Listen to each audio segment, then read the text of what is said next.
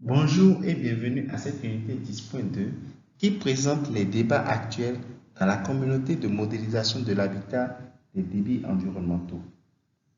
L'IFIM et le FABCIM sont la norme en matière de modélisation des habitats aquatiques depuis plus de 40 ans et l'approche a été modifiée et mise à jour de différentes manières au cours des dernières années. Mais elle a fait l'objet de critiques. Une critique récente de l'approche a été publiée en décembre 2016 et a suscité des commentaires écrits de la part de centaines de principaux scientifiques associés à l'IFIM et au FABCIM. Nous allons consacrer un peu de temps à ce débat pour voir ce que nous pouvons en apprendre. Les critiques, les commentaires et les réponses des auteurs se trouvent dans le dossier de lecture obligatoire de cette unité. Je n'entrerai pas dans les détails dans cet aperçu, mais je me contenterai de souligner les positions clés des deux parties. Vous apprendrez les détails au cours de ce cours. Steven Reilbach est modélisateur environnemental à l'Université d'État de Humboldt en Californie. Il travaille également pour une entreprise privée qui fournit des services de conseil en modélisation, recherche et gestion des ressources naturelles. Il a été formé à l'utilisation de FABCIM en 1979 et l'a appliqué pendant plusieurs années.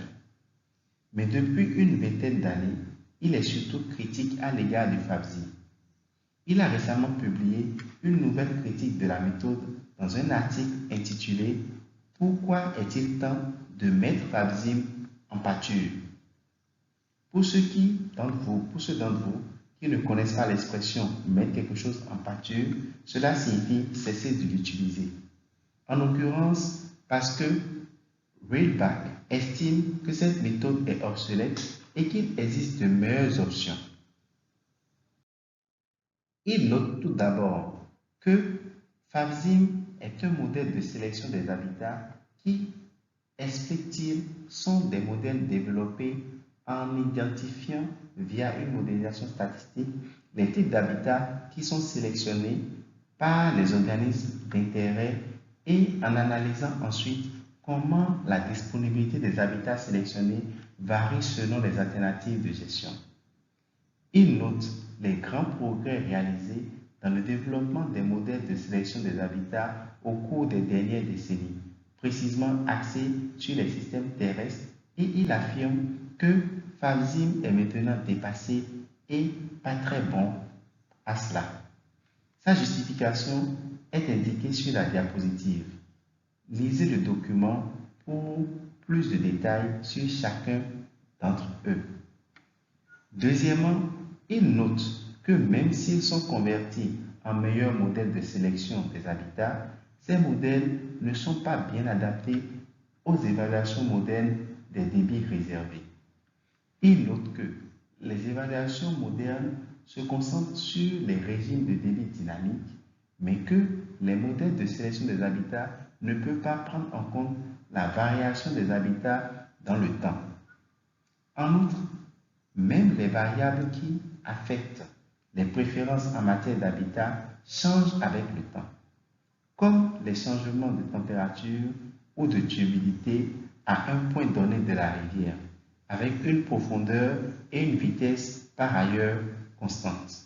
Cette variabilité est difficile à gérer dans les modèles de sélection des habitats et est généralement ignorée.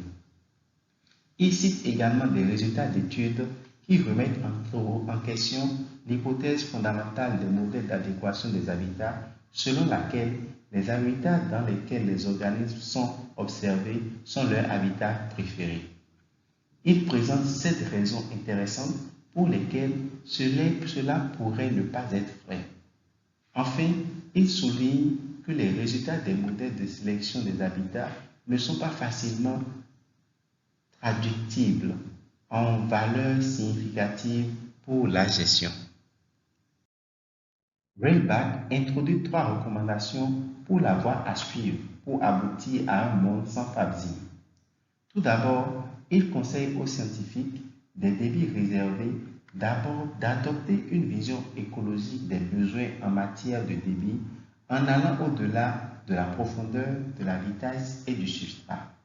À titre d'exemple, il suggère de prendre en compte les variables qui affectent la production alimentaire comme la surface des rifles dans le bief ou le transport des nutriments. Étonnamment, il continue à soutenir l'utilisation des modèles de sélection des habitats à condition qu'ils soient utilisés dans des conditions plus appropriées qu'il décrit et qu'ils utilisent des méthodes plus modernes que celles du FABSIM. Enfin, il suggère d'utiliser davantage les modèles basés sur les individus, ce qui est l'une de ses spécialités, comme le montre le livre sur la diapositive. Il explique que les modèles basés sur les individus simulent les populations et en représentant des organismes individuels comme les poissons, et comme ils font des choses comme sélectionner un habitat, et comment ils font des choses plutôt comme sélectionner un habitat, se nourrir et grandir, survivre ou mourir, effrayer. Il poursuit en disant que les modèles basés sur les individus sont dynamiques, fonctionnant souvent à des intervalles d'un jour ou moins, de sorte qu'ils peuvent prédire comment les populations ou les communautés de poissons réagissent à des régimes variables de débit et de température. Il admet que les modèles basés sur les individus ont aussi leurs inconvénients, mais il estime clairement qu'ils constituent une amélioration par rapport à l'utilisation actuelle du FABSIM. Parlons maintenant de deux commentaires publiés sur le document de Röhlbach. Le premier est de Paul Bischer. Il a commencé à travailler avec le FABSIM en même temps que Röhlbach. Bischer commence par noter la faiblesse du FABSIM, commence par noter une faiblesse du FABSIM que Röhlbach n'a pas soulevée, à savoir que c'est un modèle unidimensionnel et qu'il n'est pas capable de simuler d'importantes dynamiques bidimensionnelles et tridimensionnelles. Il convient également que Röhlbach soulève des critiques valables. Mais, comme l'illustrent ces citations sur la diapositive, M. Bischer ne considère pas FABSIM comme un outil ou une approche unique.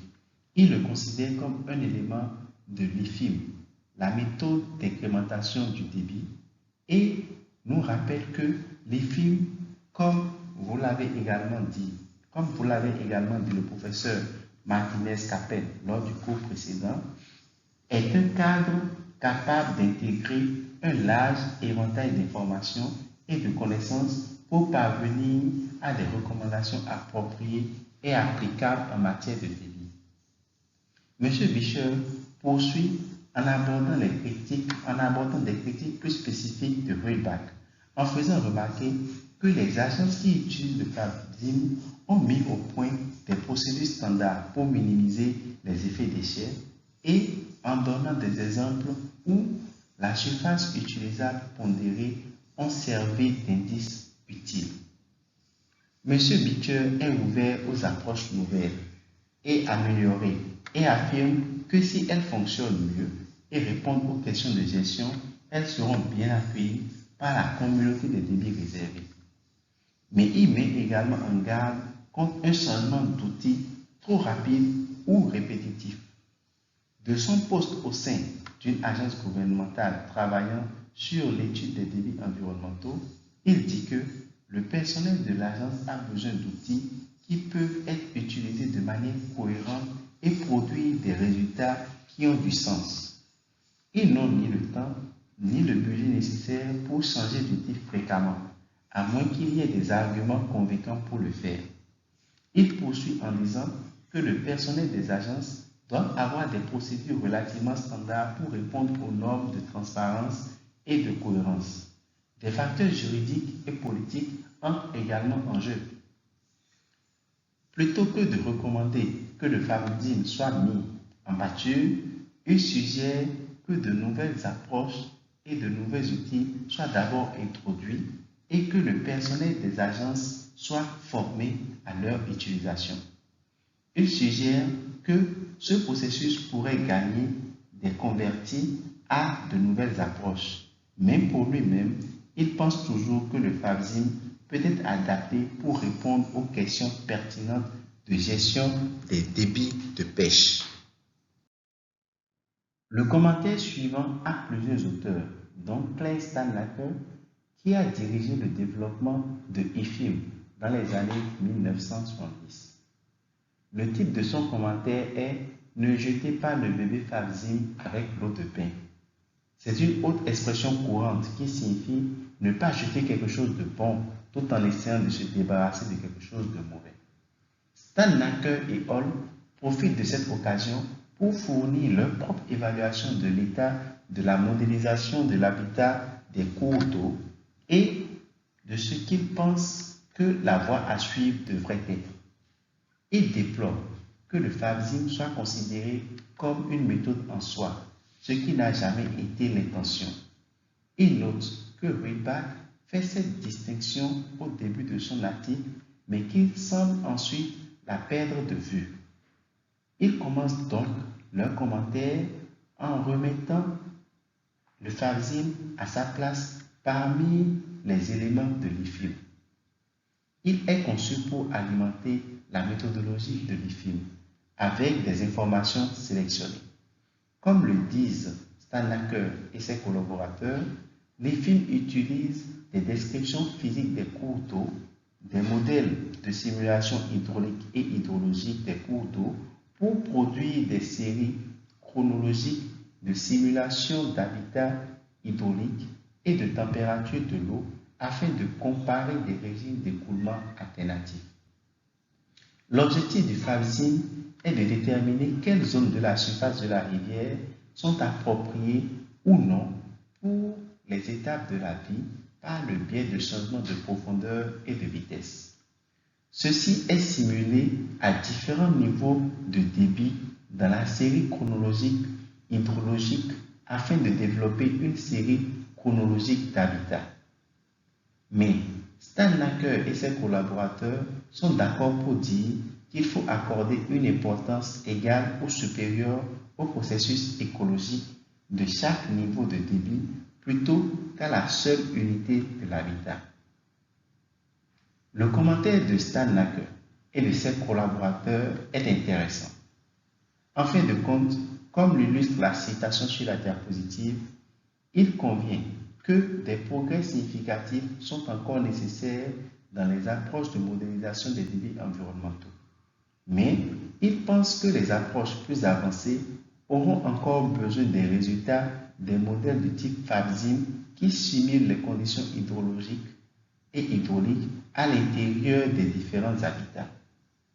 Ainsi, Favzim et les versions améliorées du modèle devraient être préservées en tant que composante toujours essentielle des déterminants globaux ou de la détermination globale des débits environnementaux.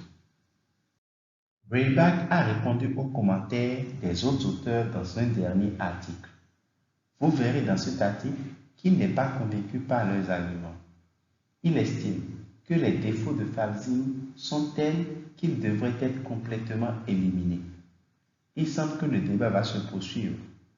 Pour l'instant, nous avons beaucoup à apprendre en le suivant. Vous pouvez lire le matériel et partager vos opinions avec la classe dans le forum de discussion. Merci, nous sommes à la fin de cette unité 10.2.